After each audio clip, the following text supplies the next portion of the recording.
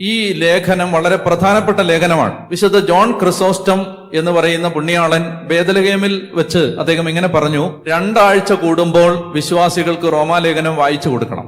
അങ്ങനെ വായിച്ചാൽ നിങ്ങൾ ഉത്തമ ക്രിസ്ത്യാനികളായി മാറും. വിശുദ്ധ അഗസ്തീനോസിനെ മാനസാന്തരപ്പെടുത്തിയത് റോമാലേഖനത്തിലെ ഒരു വാചകമാണ്. 13-ാം അധ്യായത്തിലെ 13 മുതലുള്ള വാക്യങ്ങളാണ് വിശുദ്ധ അഗസ്തീനോസിനെ മാനസാന്തരപ്പെടുത്തിയത്. അനേകം പ്രശസ്തരായ ബൈബിൾ പണ്ഡിതന്മാർ ഈ റോമാലേഖനം പഠിച്ചാൽ ക്രിസ്തീയ വിശ്വാസത്തിന്റെ അടിത്തറയുണ്ടാകും എന്ന് അഭിപ്രായപ്പെട്ടിട്ടുണ്ട്.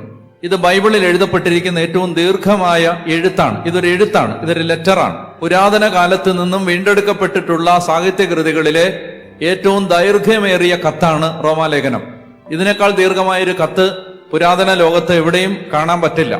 ഒരു വ്യക്തി യേശുക്രിസ്തുവിലൂടെ നീതീകരിക്കപ്പെടുന്നത് എങ്ങനെയാണ് എന്ന ചോദ്യത്തിന്റെ ഉത്തരം കിട്ടുന്നത് റോമാലേഖനത്തിലാണ്. അതുകൊണ്ട് ഒരു വിശ്വാസി അടിയന്തരമായി അറിഞ്ഞിരിക്കേണ്ട ഏറ്റവും പ്രധാനപ്പെട്ട ഒരു സംഗതിയാണ് റോമാലേഖന പഠനം. നമുക്ക് നമ്മുടെ ഈ മൗണ്ട് കാർമലിന്റെ ശുശ്രൂഷയെ സംബന്ധിച്ച് പറയുകയാണെങ്കിൽ, ഈ ശുശ്രൂഷയുടെ ഒരു പുതിയ ഘട്ടം ആരംഭിക്കുന്നത് റോമാലേഖനം ഞാൻ പഠിച്ചു തുടങ്ങിയിടം മുതലാണ്. വടക്കേ ഇന്ത്യയിലെ നമ്മുടെ മിഷൻ ശുശ്രൂഷകൾ ആരംഭിച്ചതും തെരുവുകളിലെ സുവിശേഷ പ്രസംഗങ്ങൾ ആരംഭിച്ചതും എല്ലാം റോമാലേഖനം പഠിച്ചതിന്റെ അടിസ്ഥാനത്തിലാണ്. എന്റെ ജീവിതത്തിൽ, എന്റെ ശുശ്രൂഷ ജീവിതത്തിൽ എന്റെ കണ്ണ് തുറപ്പിച്ച ഒരു ലേഖനമാണ് റോമാലേഖനം. അതാണ് എനിക്ക് വ്യക്തിപരമായി ഇതിനോടുള്ളൊരു ഇഷ്ടം. ഞാൻ ബൈബിളിൽ ഏറ്റവും കൂടുതൽ വായിച്ചിട്ടുള്ള പുസ്തകം റോമാലേഖനമാണ്. വീണ്ടും വീണ്ടും വായിക്കുന്നതും എത്ര വായിച്ചാലും മടുക്കാത്തതും റോമാലേഖനമാണ്.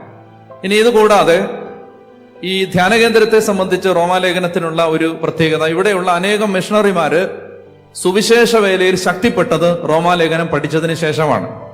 യേശുക്രിസ്തുവിനെ പ്രഘോഷിക്കാൻ ധൈര്യം കിട്ടിയത്, ഭയം മാറിയത്, ആരുടെ മുമ്പിലും ലജ്ജയില്ലാതെ യേശു ഏകരക്ഷകനാണെന്ന് ഏറ്റുപറയാനുള്ള ധൈര്യം എനിക്കറിയാവുന്ന അനേകം ശുശ്രൂഷകർ പ്രാപിച്ചത് റോമാലേഖനം മനസ്സിരുത്തി പഠിച്ചതിന് ശേഷമാണ്.